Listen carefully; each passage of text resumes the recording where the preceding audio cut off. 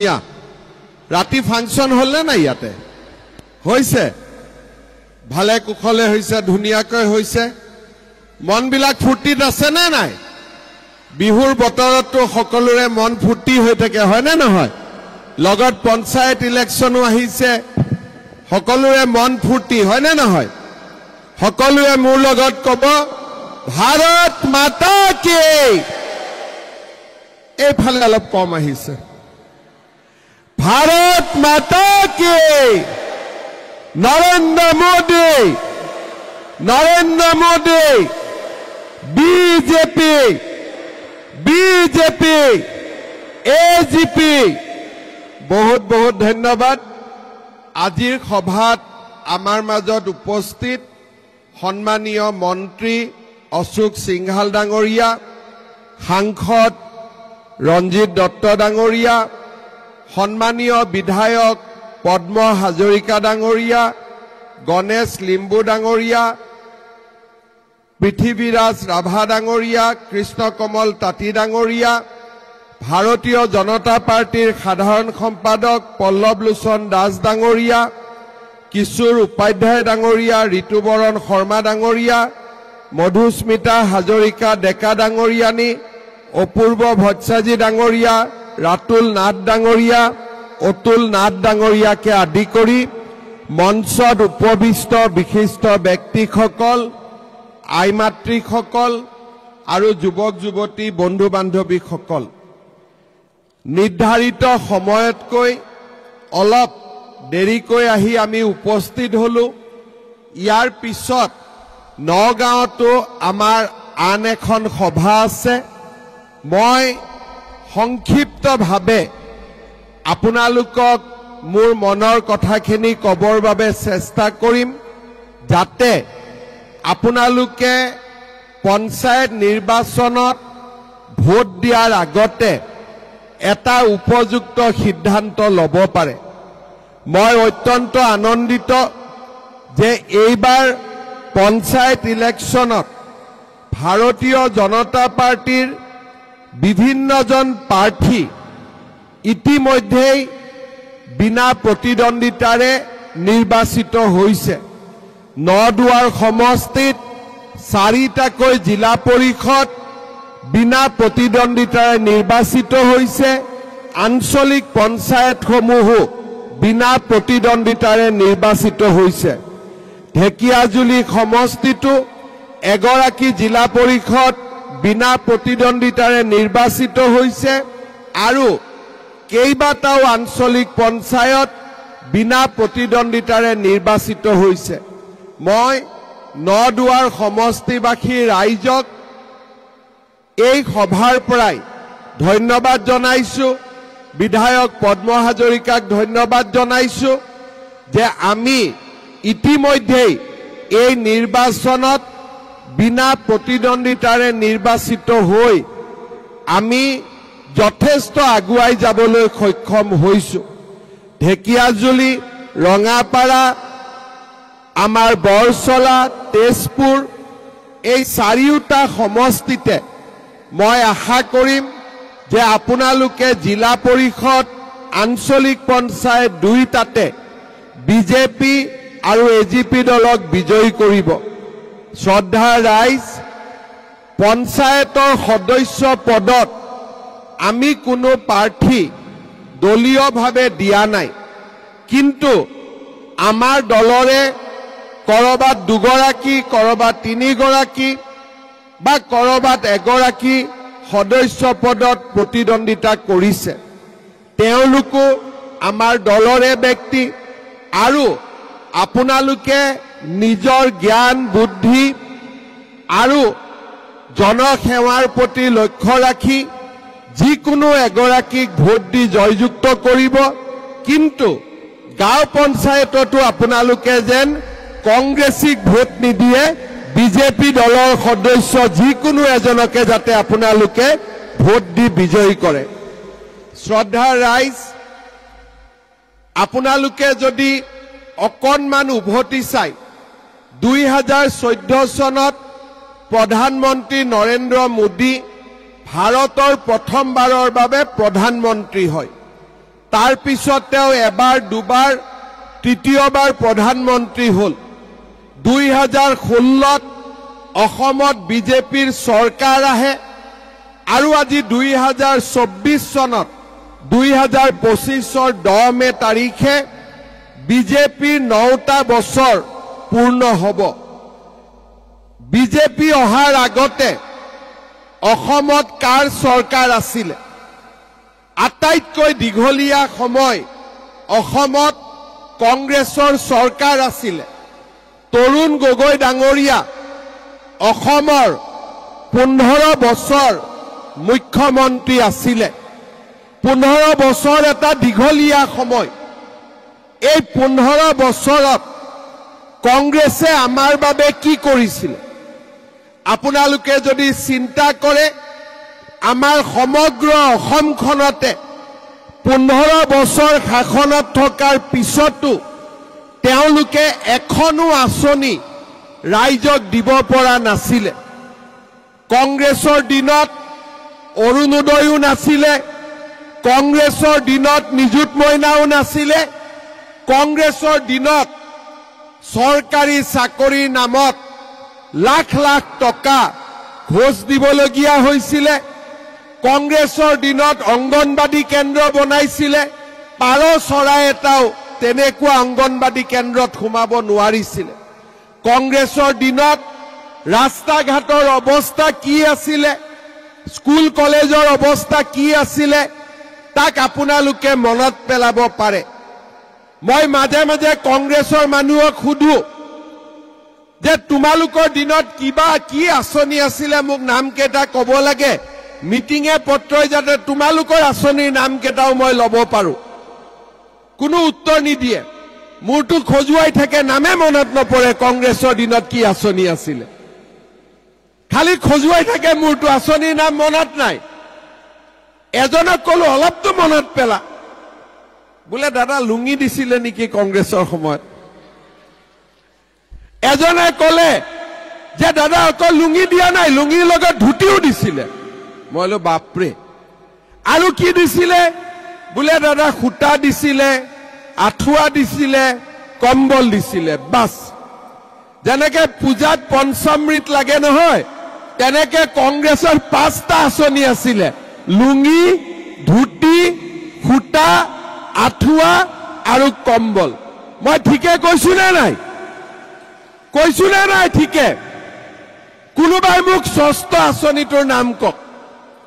6 number আঁচনি নাই 5টাই আঁচনি লুঙি ধুতি খুটা কম্বল আঠুৱা মই ভূপেন বৰাকো সুধিলো যে আৰু কিবা এটা আছে নেকি মনতে নপৰে সকলোকে সুধিলো মনতে নপৰে তেতিয়া মই ক'লো একোৱে যদি মনত নপৰে হাতৰ ছবিটো বাদ দি দিয়া লুঙি ছবিতে ইলেকশ্যনত হয় না নহয় কাৰণ কোনো আঁচনিয়ে নাই কোনো মানুহক সহায় কৰা নাই কাকো সহায় নকৰিলে খালি অংগনবাদী কৰ্মীৰ নামত পইচা তুলিলে মাষ্টৰ চাকৰিৰ নামত পইচা তুলিলে এচিএছ এপিএছ চাকৰিৰ নামত পইচা তুলিলে আৰু গোটেই অসমখনক দুৰ্নীতি আৰু অপশাসনৰ এক উদাহৰণ হিচাপে নিৰ্মাণ কৰিলে যোৱা প্ৰথম আমাৰ চৰকাৰ হ'ল কোভিড আহিল আমাৰ মাজত সিএৰ আন্দোলন আহিল আমি তাৰ মাজতো প্ৰথম 5 বছৰতে আপোনালোকৰ মনত আছে কোভিডৰ সময়ত ভ্যাকচিন আইসিইউ আমি যিমান পাৰো ৰাইজক সহায় কৰাৰ বাবে চেষ্টা কৰিছিল মুখ্যমন্ত্ৰী হিচাপে অহা 10 মে তাৰিখে মোৰ 4 বছৰ পূৰ্ণ হ'ব এফালৰ পৰা আপোনালোকে চিন্তা কৰক মাত্ৰ 4টা বছৰ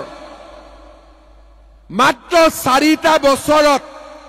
আমাৰ ৰাজ্যখনলৈ কিমান পৰিৱৰ্তন আহিল আমি অৰুণোদয় আঁচনি আৰম্ভ কৰিছিলো 2021 চনত প্ৰত্যেক সমষ্টিত আমি 16,000 পৰিয়ালক অৰুণোদয় দিছিলোঁ। সময় আগবাঢ়িলে 22,000 হ'ল, 27,000 হ'ল। এইবাৰ আমি প্ৰত্যেকটো সমষ্টিতে প্ৰায় 40,000 অৰুণোদয় আঁচনি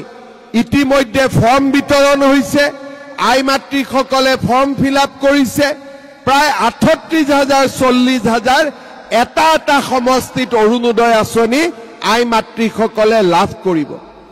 আমাৰ বিধায়কসকলে কৈছে বোলে বহুতে পাব, কিন্তু 2-4 জন এতিয়াও বাদ পৰি থাকিব। মই আজি আপোনালোকক কৈছো, কোনো যাতে দুখীয়া মানুহ বাদ পৰি নাযায়, তাৰ বাবে ঢেকিয়াজুলিত আৰু 4,000, বৰচলাত আৰু 4,000, ৰঙাপাৰাত আৰু 4,000, নদুৱাৰত আৰু 4,000, তেজপুৰত আৰু 4,000 অৰুণোদয় আঁচনি ইলেকশ্যনৰ আগতে আপোনালোকক দিয়াৰ ব্যৱস্থা কৰি। তাৰ মানে কোনো বাদ পৰি নাযায়। মই এটা কথা অনুৰোধ কৰিম, পঞ্চায়তৰ মেম্বাৰ, আঞ্চলিক পঞ্চায়ত, জিলা পৰিষদ যেতিয়া ৰাইজৰ মাজত যাব, ৰাইজে ক'ব মই অৰুণোদয় পোৱা নাই, নামটো বহি এখনত লিখি ল'ব লাগে, ইলেকশ্যনৰ পিছত আমাক জমা দিব লাগে, যাতে আমি শোণিতপুৰ জিলাৰ সকলো দুখীয়া পৰিয়ালক এইবাৰ অৰুণোদয় দিব পাৰোঁ। ভাল হ'বনে বেয়া হ'ব? ভাল হ'বনে বেয়া হ'ব? কংগ্ৰেছে মোক কয় যে অৰুণোদয় কিয় দিব লাগে। মই কংগ্ৰেছীক এটা সুধো, অৰুণোদয় নালাগে কি লুঙি লাগে নেকি তহঁতক? অৰুণোদয় ভাল নে লুঙি ভাল? অলপ ডাঙৰ কৰি কওক, মোৰ কাণখন অলপ আজি কম শুনি আছো। অৰুণোদয় ভাল নে লুঙি ভাল? অৰুণোদয় ভাল নে লুঙি ভাল? শ্ৰদ্ধা ৰাইজ, আমি 1250 টকা মাহৰ 10 তাৰিখে বেংক একাউণ্টত পায়। কংগ্ৰেছে সূতা কেনেকে দিছিলে? এখন ট্ৰাকত সূতা লৈ আহে, 2000 মহিলাক মাতে, সূতা থাকে 200, ওপৰৰ পৰা দলিয়াই থাকে, যোনে যেনেকে কাজিয়া কৰি পাৰে লৈ যাওক। কৰিছিলে নে আপোনালোকে কওক? মই মিছা কথা কৈছো নেকি? ট্ৰাকখনৰ ওপৰত এজনে উঠিলে এনেকে দলিয়াই থাকে, আৰু মহিলাসকলে কেছ ধৰিব লাগে ক্ৰিকেট বলৰ দৰে। এনেকুৱা আছিলে কংগ্ৰেছৰ দিনৰ পৰিৱেশ। অৰুণোদয় পাবৰ কাৰণেতো ক'তো যাব নালাগে, বেংকৰ একাউণ্টত নিজে নিজে আহি পায় নে নাপায়? গতিকে আপোনালোকে চিন্তা কৰক, কংগ্ৰেছে আমাক ক'ত লৈ গৈছিলে আৰু বিজেপিয়ে আমাক ক'লৈকে লৈ আহিছে। শ্ৰদ্ধা ৰাইজ, মোদী ডাঙৰীয়াই কোভিডৰ সময়ত আমাক বিনামূলীয়া চাউল দিয়া আৰম্ভ কৰিলে, যাৰ ঘৰত ৰেচন কাৰ্ড আছে। তাৰ পিছত আমি অসমত আৰম্ভ কৰিলো যে যাৰে ঘৰত ৰেচন কাৰ্ড থাকিব তেওঁলোকে আয়ুষ্মান ভাৰত, আয়ুষ্মান অসম আঁচনি পাব। এইবাৰ মই এটা নতুন চিন্তা কৰিছো, কলেজত যেতিয়া বিনামূলীয়া নামভৰ্তি কৰো, আমাৰ চৰকাৰৰ আঁচনি, কিন্তু তাতো বিনামূলীয়া হৈ নাথাকে। কিয়? গাঁওবুঢ়াৰ চাৰ্টিফিকেট লাগে, মৌজাদাৰৰ চাৰ্টিফিকেট লাগে, পঞ্চায়তৰ চাৰ্টিফিকেট লাগে, কলেজে অলপ চলপ খুজিলে যে ইটো ফিজ দিয়ক, সিটো ফিজ দিয়ক। এইবাৰ মই সিদ্ধান্ত কৰিছো যে কলেজত বিনামূলীয়া নামভৰ্তিৰ কাৰণে কাৰো চাৰ্টিফিকেট নালাগে, ৰেচন কাৰ্ড দেখুৱালে বিনামূলীয়া নামভৰ্তি পাই যাব। ভাল হ'বনে বেয়া হ'ব? ভাল হ'ব নহয়?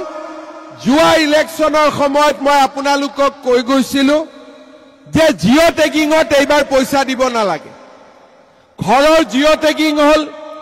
এইবাৰ জীৱিকা সখী বাইদেউবিলাকে জিঅ' টেগিং কৰিছে। কোনোবাই টকা দিবলগীয়া হৈছে নেকি? চাহ একাপ যদি কোনোবাই খাইছে খাইছে, টকাটো কোনেও লোৱা নাই। সঁচা কথা কওক। এতিয়া মই আৰু নিয়ম কৰিছো, কোনোবা যদি ভুলতে বাদ পৰি গ'ল, অহা 15 দিনত ইলেকশ্যনৰ পিছত মই আৰু ব্যৱস্থা কৰি দিম, নিজৰ জিঅ' টেগিং নিজে কৰি ল'ব পাৰিব, কাৰো সহায় নালাগে। নিজেতো নিজৰ পৰা পইচা ল'ব নোৱাৰে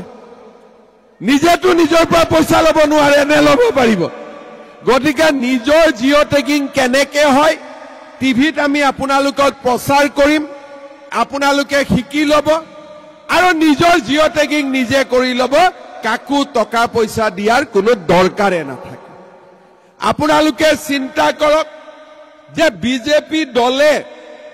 ৰাইজৰ কথা শুনে ৰাইজে য'তেই কয় ইয়াত দুৰ্নীতি হৈছে চেষ্টা কৰে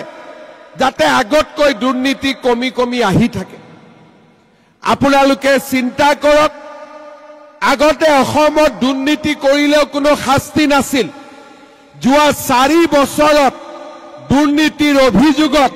আমি 300 চৰকাৰী কৰ্মচাৰীক জেলত পঠাইছো আজিলৈকে কাকো ৰেহাই দিয়াৰ কথা নুঠে দুখীয়া মানুহক সকলোৱে যাতে ভাল কৰি শাসন কৰে এতিয়া কমিছে সম্পূৰ্ণ শেষ হোৱা নাই লাহে লাহে যুঁজি থাকিলে হিউ শেষ হৈ যাব শ্ৰদ্ধাৰ ৰাইজ ৰেচন কাৰ্ড হল চাউল পালো অৰুণোদয় পালো চিকিৎসাৰ কাৰণে বছৰত 5 লাখ কলেজৰ নামভৰ্তিও ৰেচন কাৰ্ডত বিনামূলীয়া হল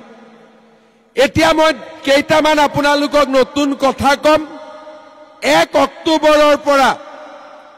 বিনামূলীয়া চাউলৰ লগতে ৰেচন কাৰ্ডত আপোনালোকক আমি কম দামত দালিও দিম চেনিও দিম আৰু নিমখো দিয়া আমি আৰম্ভ কৰিম বজাৰতকৈ দালি 30 টকা কম দাম হ'ব চেনি বজাৰতকৈ 30 টকা কম দাম হ'ব আৰু নিমখ বজাৰতকৈ 10 টকা কম দামত হ'ব এই কথাখিনি মই আজি আপোনালোকক কৈ গলো মই ধেমাজিত মিটিং কৰি আছিলো এগৰাকী আইতাই মোক ক'লে যে চাউলো দিলে দালিও দিলে নিমখো দিলে তেলো দিলে গেছৰ সিলিন্ডাৰটো দিলে লেঠাটো মৰি যায় মই ভাবিলো যে গেছৰ সিলিন্ডাৰৰ দাম কিমান অফিচিয়ালি 950 এজেন্সি বিলাকেও 50 টকা 60 টকা আৰু লয় এনেকে যাওঁতে যাওঁতে 1000 টকা পাৰ হৈ যায় এতিয়া মই আপোনালোকক এটাই কথা কম ইলেকশ্যনৰ পিছত মই গেছৰ সিলিন্ডাৰৰ দাম 600 650 ভিতৰত ৰাখি দিম আপোনালোকে 600 650 গেছৰ সিলিন্ডাৰ পাই যাব ভাল হ'ব নে বেয়া হ'ব আৰু যাৰ উজ্জ্বলা গেছ আছে হিটো গেছ 250 টকাতে পাই যাব উজ্জ্বলা গেছে 250 পাব আৰু যাৰ উজ্জ্বলা গেছ নাই 650 টকা মানৰ ভিতৰত 600 650 গেছ পাই যাব তাৰ মানে আপোনালোকে চিন্তা কৰক কংগ্ৰেছৰ দিনত আছিল লুঙি আমাৰ দিনত বিনামূলীয়া চাউল কংগ্ৰেছৰ দিনত আছিল খুটা আমাৰ দিনত অৰুণোদয় কংগ্ৰেছৰ দিনত আছিল কম্বল আমাৰ কম দামত দালি চাউল চেনি কংগ্ৰেছৰ দিনত আছিল আঠুৱা আমাৰ দিনত পালেগৈ আপুনি কম দামত গেছ আৰু কংগ্ৰেছৰ দিনত আছিল কম্বল আমাৰ দিনত মহিলাৰ 10,000 টকা চিন্তা হৈ আছে না 10,000 টকাটো কাক কাক লাগে হাত ডাঙক বাপৰে সবক লাগে এতিয়া আপোনালোকক মই জনাব খুজো যে আমি বিহালীত 1 এপ্ৰিল তাৰিখে 10,000 টকাটো দিলো আমাৰ ঢেকিয়াজুলি ৰঙাপাৰা নদুৱাৰ আমাৰ বৰছলা তেজপুৰ এমএলএ সকল ইয়াত বহি আছে জুন মাহত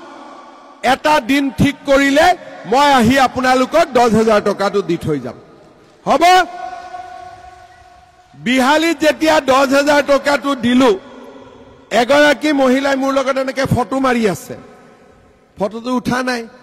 মই কলো বাইদেউ মোবাইলটো বেয়া নেকি বলে আজিয়ে পেলাম নতুন মোবাইল কিনিম 10,000 টকাটো পোৱাৰ লগে লগে তেতিয়া মই মিটিঙত কলো যে 10,000 টকাটো প্ৰথম পিছত মই 25,000 দিম আৰু 25ৰ পিছত 50 দিম আৰু যি কৈছো কৰিমে তাত বেলেগ কথা একো নাই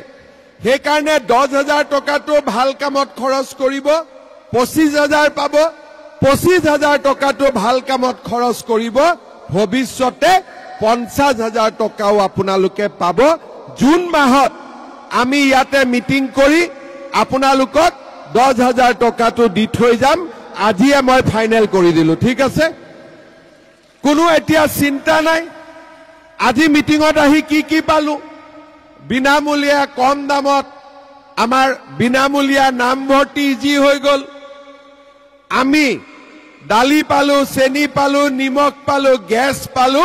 আৰু 10,000 টকাটো আমি পাই গলো ঠিক আছে লুঙিত কই ভাল নে বেয়া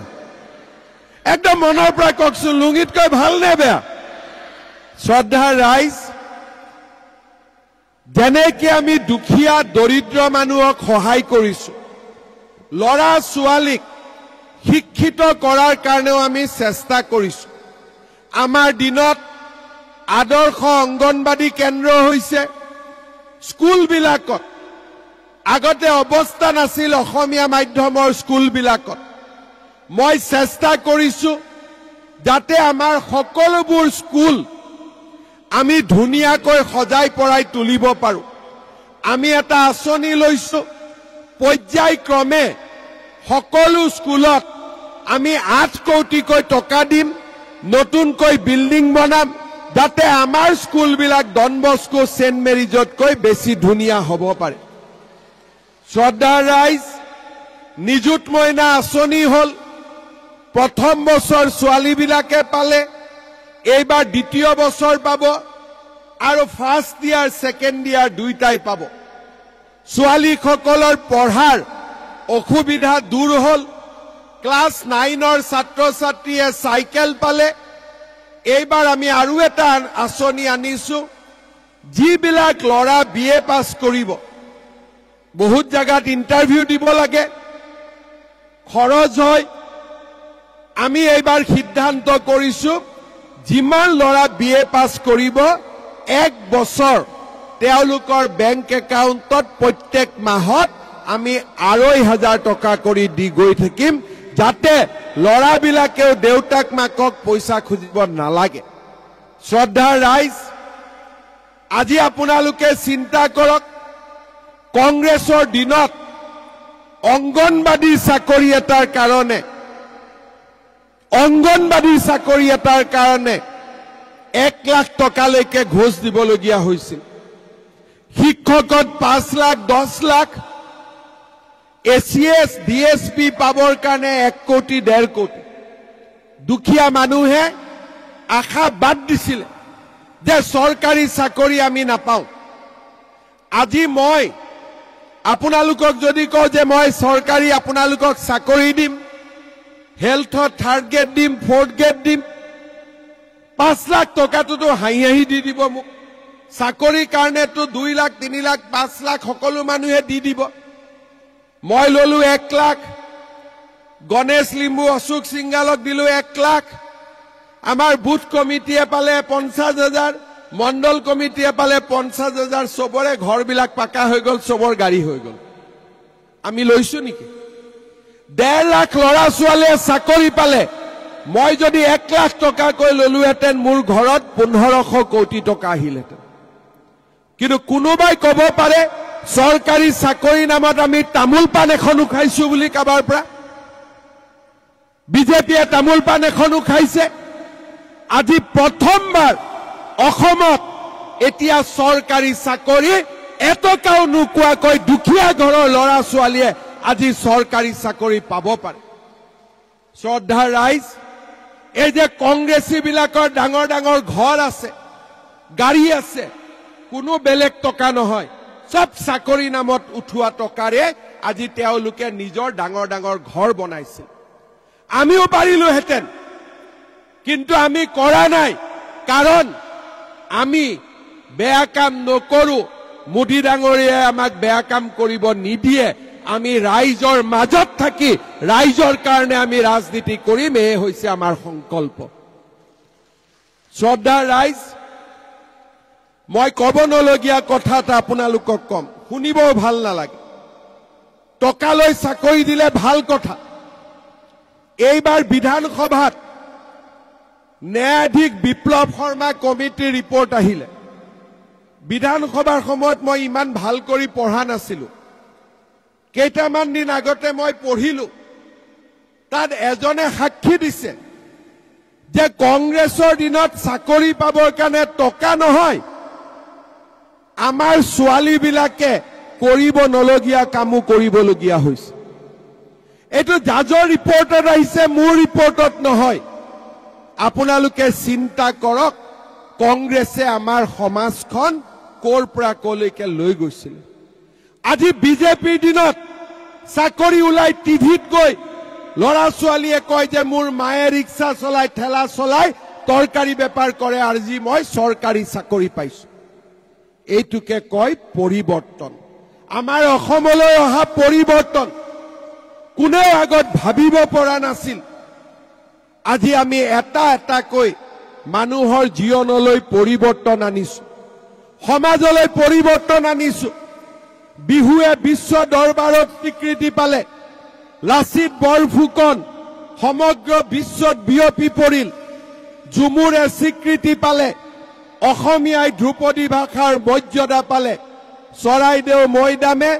বিশ্ব ঐতিহ্যৰ স্বীকৃতি পালে আজি এটা কৈ যোৱা 4টা বছৰত প্ৰতিটো পল প্ৰতিটো মুহূৰ্ত আমি ৰাইজৰ বাবে কাম কৰিছো এখন নতুন অসমৰ বুনিয়াদ নিৰ্মাণ কৰিছো আমি এডভান্টেজ অসম পাতিছো 5 লাখ কোটি টকা অসমত বিনিয়োগ হ'ব কোনোবা ইণ্ডাষ্ট্ৰি আহিব তাক লৈ মোৰ চিন্তা নাই মোৰ এটাই চিন্তা আমাৰ পৰিয়ালৰ লৰা ছোৱালী কৰ্ম সংস্থাপন নাই তামিলনাডুত গৈছে অন্ধ্ৰপ্ৰদেশত গৈছে কেৰালাত গৈছে 8,000 টকা দৰমহা পায় বেমাৰ আজাৰ হলে চিকিৎসা নহয় মৃত শৰীৰো গাঁৱলৈ উভতি নাহে দেউতাক মাকে কান্দি থাকে আজি অসমত যদি আমি এই 5 লাখ কোটি টকাৰ বিনিয়োগ কৰাব পাৰো তামিলনাডু অন্ধ্ৰপ্ৰদেশত থকা সেই লৰাবিলাকক মাকৰ বুকুলৈকে আমি উভতাই আনিব পাৰিম আজি সেই ধৰণৰ চিন্তা আমি কৰিছো কোনো চৰকাৰে এইবোৰ কথা চিন্তা কৰা নাছিল 1 লাখ টকাৰ কাৰণে বাহিৰত চাকৰি কৰিব যাওক 50,000 কাৰণে চাকৰি কৰিব যাওক 7,000 8,000 টকাৰ কাৰণে চাকৰি কৰিবলগীয়া হয় কাৰণ আমাৰ অসমত উদ্যোগ নাছিলে আজি আমি এটা কৈ অসমত উদ্যোগৰ পৰিৱেশ সৃষ্টি কৰিছো গুলিকাণ্ডবিলাক নোহোৱা হল বোমা বিস্ফোৰণ নোহোৱা হল আন্দোলন নোহোৱা হল আজি বিকাশে অসমৰ আকাশলৈ সূৰুজৰ নতুন পোহৰ লৈ আহিছে মই বিশ্বাস কৰো এইখন অসমক যদি আমি এনে ধৰণে আগুৱাই লৈ যাব পাৰো আমাৰ অসমখন ভাৰতৰ ভিতৰতে এখন সৰ্বশ্ৰেষ্ঠ ৰাজ্যত পৰিণত হ'ব তাত আমাৰ কোনো সন্দেহ নাই শ্ৰদ্ধাৰ ৰাইজ এই বছৰত আমাৰ দুটা ভোট হ'ব অসমীয়া বছৰটোত আমি পঞ্চায়তত ভোট দিম আৰু অহা বছৰ ফেব্ৰুৱাৰী মাৰ্চ মাহত বিধানসভাৰ কাৰণেও আমি ভোট দিম আমাৰ ৰাইজে এতিয়াৰ পৰাই সচেতন হ'ব লাগিব যাতে অসমত আকৌ লুঙি ধুতি খুটা ৰাজনীতি উভতি নাহে আমাৰ অসমখনত আকৌ এবাৰ যাতে অন্ধকাৰৰ কলিয়া ডাৱৰ উভতি নাহে আমাৰ অসমখনত আমি যাতে আকৌ বন্দুকৰ শব্দ শুনিবলগীয়া নহয়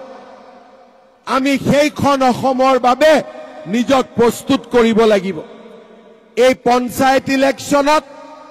আপোনালোকে আমাক ভোট দিয়ক বিধানসভাৰ বাবেও ভোট দিয়ক দিল্লীত মোদীৰ চৰকাৰ দিছপুৰত বিজেপি পঞ্চায়তত বিজেপি ট্ৰিপল ইঞ্জিনৰ চৰকাৰ অসমৰ উন্নতিৰ ৰেলগাড়ী 120 স্পীডত দৌৰি থাকিব তেনে ধৰণে আমি আমাৰ ৰাজ্যখনক আগুৱাই লৈ যাব লাগিব অলপ আগতে মই বিশ্বনাথত আছিলো মই এবাৰ প্ৰথমবাৰ CM হৈছো 4 বছৰ হ'ল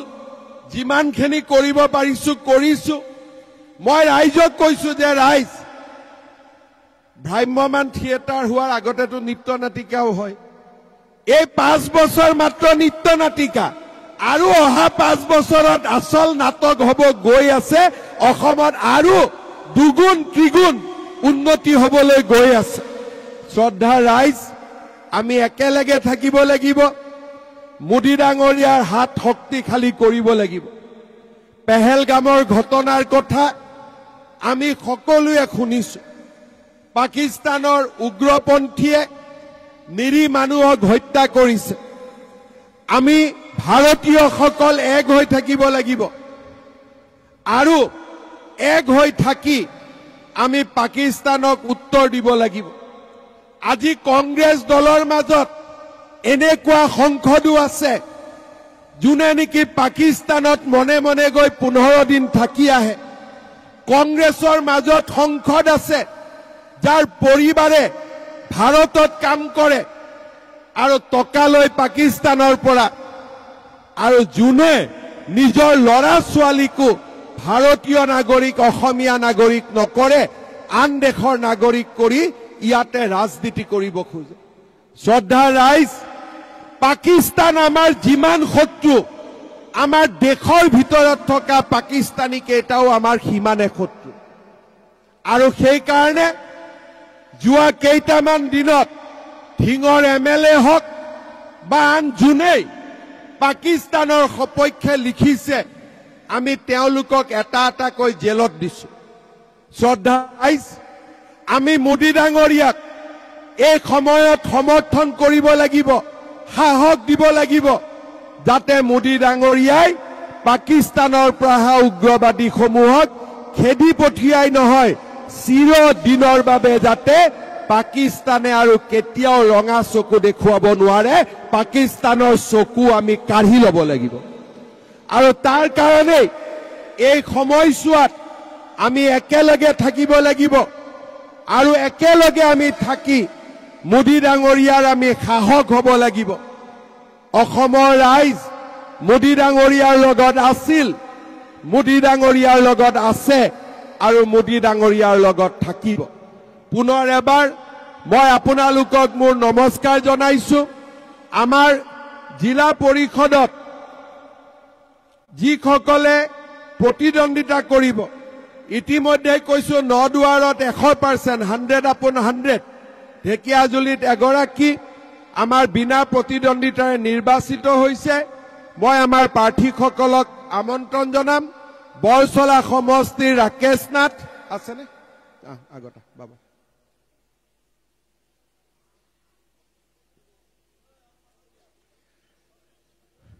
ৰাইজে আশীৰ্বাদ কৰিব দীঘলীয়া হাত চাপৰি জিকিব নে নাই জিকিব পুৰা ঠিক আছে দুলুমণি বৰা দাস বাইদেউ তলত আছে দিয়ক উঠি আহক হৈ যাব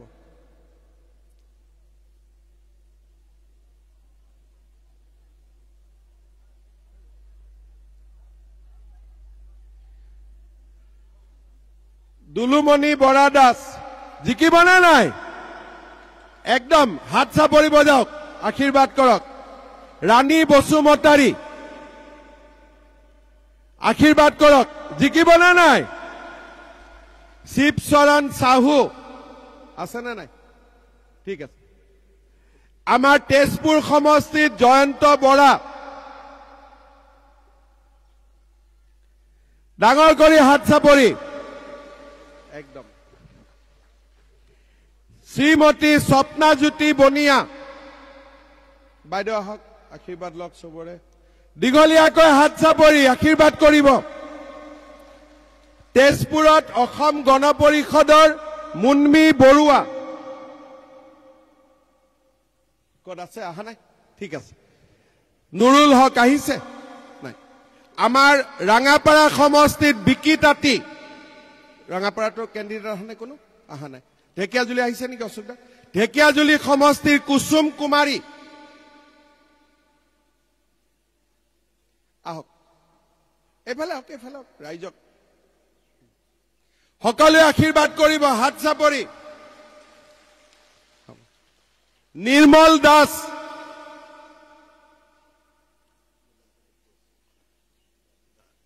একদম সকলোৱে আশীৰ্বাদ কৰিব জিকিব নে নাই একদম হাত চাপৰি বজাওক ৰাইজ অংকুৰ খুটাৰ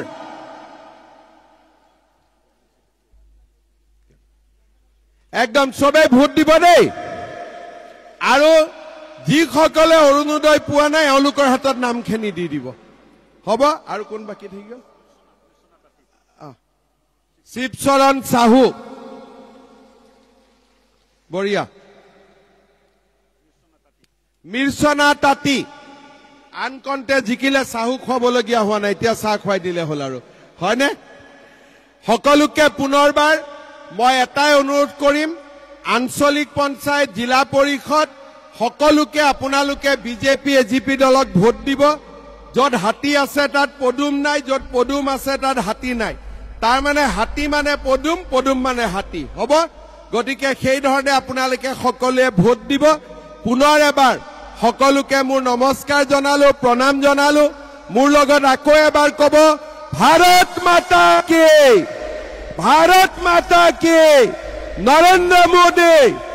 নৰেন্দ্ৰ মোদী